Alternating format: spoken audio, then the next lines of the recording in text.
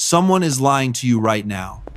Maybe not today, maybe not this week, but at some point in the near future, someone you know is going to tell you something that isn't true.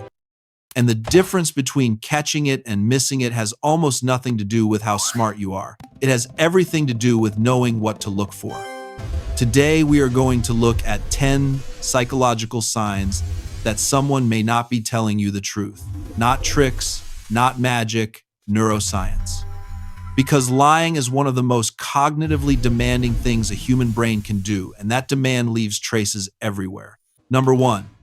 Inconsistencies and gaps in the story.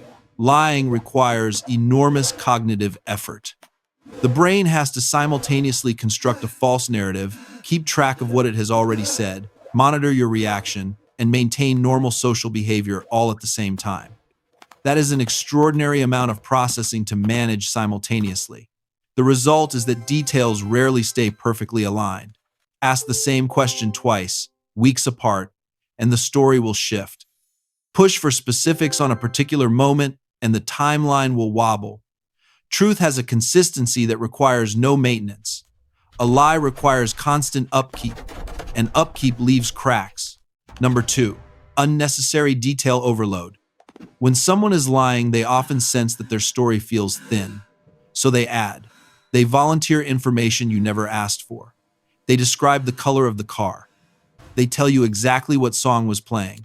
They remember the precise time in a way that feels almost rehearsed. This is not generosity with detail. This is a compensation strategy. The brain instinctively tries to pad the weak points of a constructed story with texture it hopes will feel like authenticity.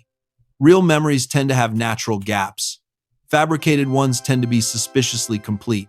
Number 3, changes in body language. The body and the mind are running different programs during deception. The conscious mind is managing the lie. The nervous system is responding to the stress of deception, and it cannot easily be silenced. Touching the face or nose, a behavior triggered by actual changes in blood pressure, is one of the most consistent involuntary signals. Adjusting clothing. Sudden self-grooming. The body performing small acts of self-soothing because the nervous system is under pressure it is trying to regulate without giving itself away. Number 4, gestures that contradict the words. The brain's verbal and nonverbal systems do not always synchronize cleanly under deception. Someone says yes while their head makes a barely perceptible movement that says no. Someone describes a happy memory while their facial muscles produce something that looks briefly, unmistakably like disgust.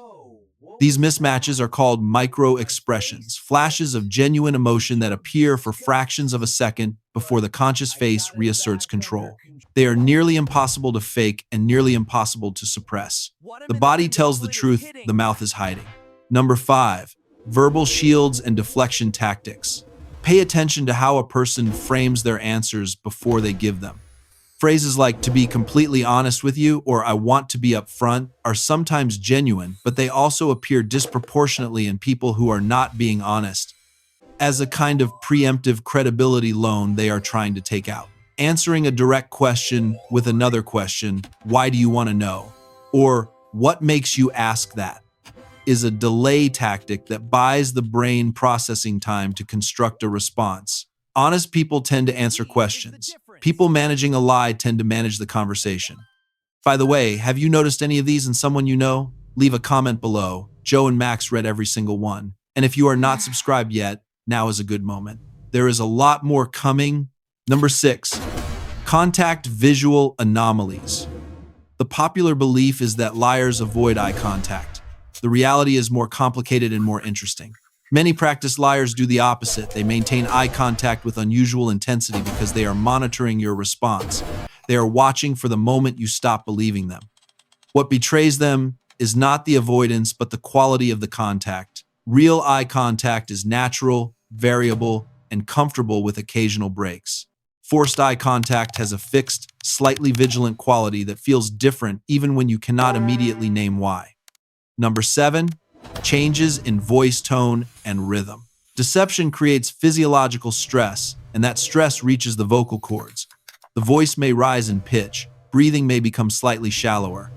Speech may speed up because the brain wants to exit the dangerous territory as quickly as possible, or it may slow down in an unusual way, with pauses appearing at odd moments in sentences where a truthful speaker would not pause.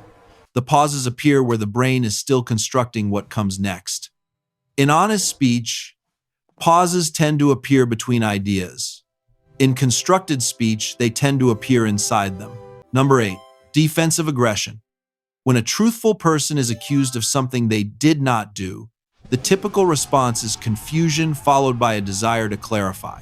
When a person who is lying is pressed for clarification, the response is often anger, disproportionate, immediate, and pointed at you rather than at the accusation. I cannot believe you don't trust me. This is unacceptable. You always do this. The anger serves a function. It shifts the emotional frame of the conversation from investigation to conflict, and conflict is easier to manage than the specific question that was being asked. Number 9, psychological distancing in language.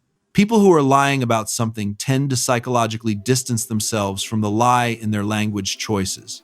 Instead of saying I, they say a person or someone. Instead of naming a person directly, they use vague references, that woman, the car, these things.